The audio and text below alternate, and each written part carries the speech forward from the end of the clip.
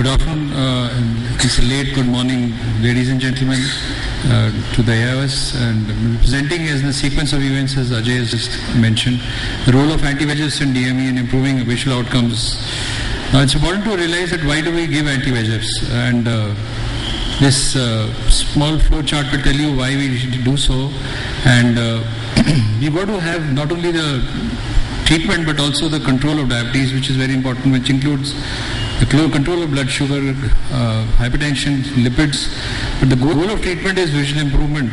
And besides systemic control, when you have to improve the visual acuity, laser may keep the visual acuity to some degree in check, but there is rarely visual improvement with laser. This is not to decry laser. It's often added on with anti-VEGF therapy, because anti-VEGF therapy tends to improve the vision of the patient. And that's what our goal is, to improve the vision of the patient as much as we possibly can by giving repeat injections. There's such time that the macula is dry, and then you can add on laser. So control of diabetes is extremely important. Now here I just like you to refer to the ACCORD study group, which is at the lower part of your slide, which tells you about the New England Journal of Medicine article in 2010, which clearly tells you the role of tight control or strict control of diabetes, HbA1c levels to about 6.5, 7, not more than 7, and the role of serum lipids was very, very important. In fact, the stress the role of phenofibrates. Hypertension control was important, but not so correlated to the retinopathy progression. But that does not mean hypertension is not to be controlled, it needs to be controlled. This is just to tell you that the edema tends to, the VEGF levels tend to increase with the various retinal pathologies like neovascular AMD, vein occlusions and DME. And DME is supposed to be among the highest anti-VEGF levels. Now coming to the important anti-VEGFs, how to differentiate the two more important ones and the more commonly used ones. One is an FC, genetically engineered FC fragment, a smaller fragment, which is a ranibizumab or Lucentis commonly called. It's got a smaller molecular weight of 48 kilodaltons. The other is a combined FC and FAP fragment, and this is not genetically engineered, so it's a larger molecule, 149 kilodaltons.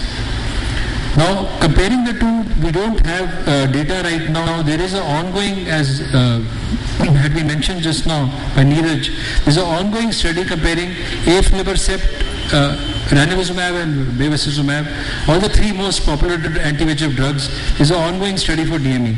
But extrapolating the data from neovascular AMD studies, which is a famous CAT trial, showed that at 2 years also, ranibizumab and bevacizumab, both Lucentis and Avastin, were similar effects, and there was no difference between the drugs or the arteriosclerotic events.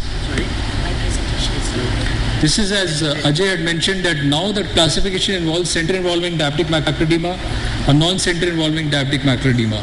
The center-involving diabetic macular edema involves the foveal center and the vision drops. That's classical DME, which requires anti-VEGFs.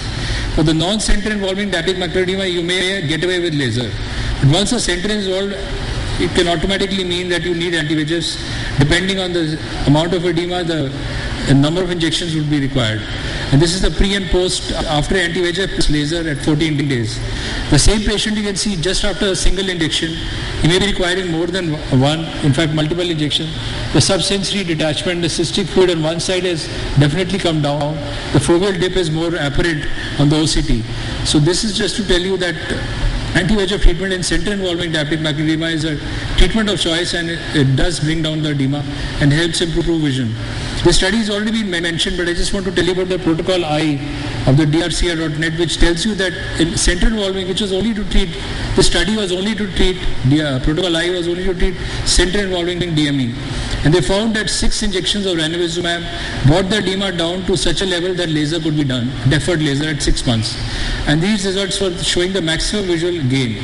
So what they concluded over a 3 period of using early laser, deferred laser, triamcinolone in one group and laser in the fourth group, the deferred laser with initial 6 injections at monthly intervals brought the edema down to its maximum visual acuity results to its peak. The newer drug of as I mentioned, is a third drug which is now coming and now commercially available, FDA for neovascular vein occlusions, and has undergone certain trials for DME, which have completed, and this is basically has tight binding receptors, VEGF receptor 1 and 2, which binds VEGF very tightly. Along with that, it binds not only the VEGF-A, which is bound by the Avastin and Lucentis, but also binds VEGF-B and placental growth factor.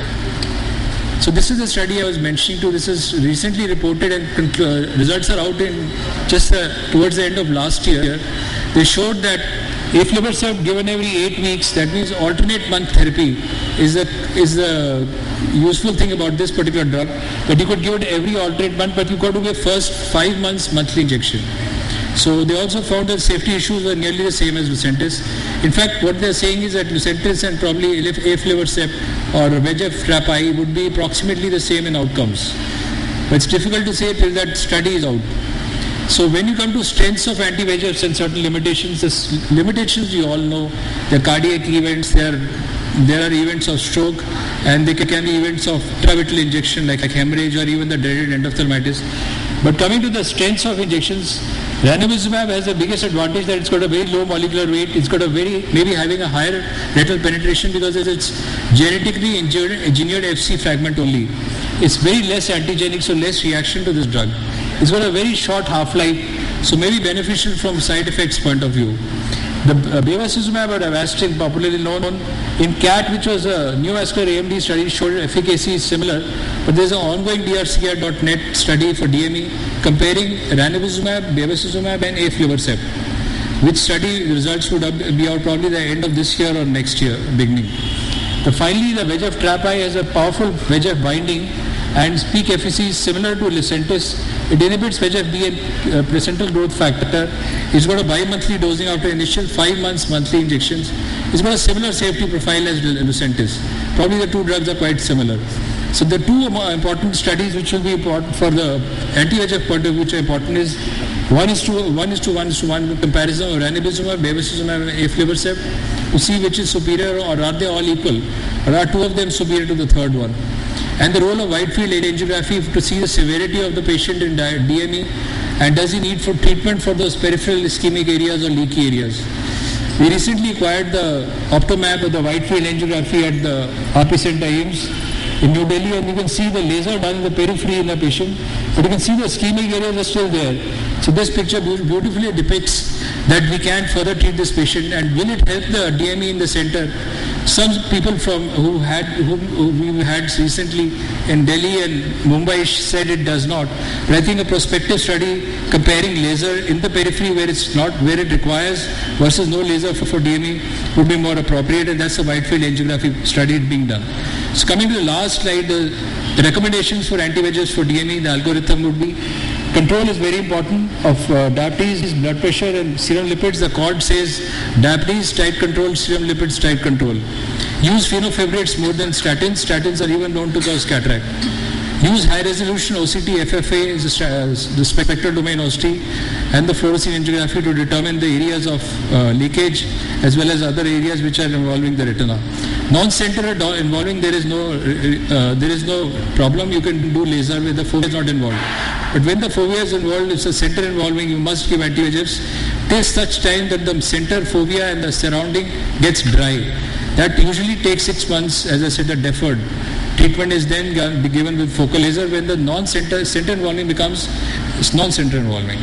And so if the thickness is too high or the poor anti-VEGF responders, one could, as I said, add laser, but you could switch to intravitreal steroids, and especially in pseudophakic eyes, they may be of use.